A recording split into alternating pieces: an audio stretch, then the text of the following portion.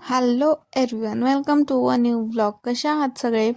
सगळ्यात अगोदर तर उठल्यानंतर मी फ्रेश झाले आणि रेडी होऊन डिटॉक्स वॉटर बनवलं आणि मग ते पिऊन घेतलं. डिटॉक्स वॉटर ना हे आपल्या हेल्थसाठी खूप छान आहे, म्हणून मी ते रोज पिते.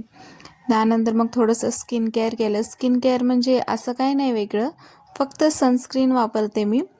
तीच मग लावून वगैरे घेतली. आणि आमच्या घरी ना आज आमचे मामा आले होते आणि हे त्यांचं गोड पोरगं क्यूट आहे ना.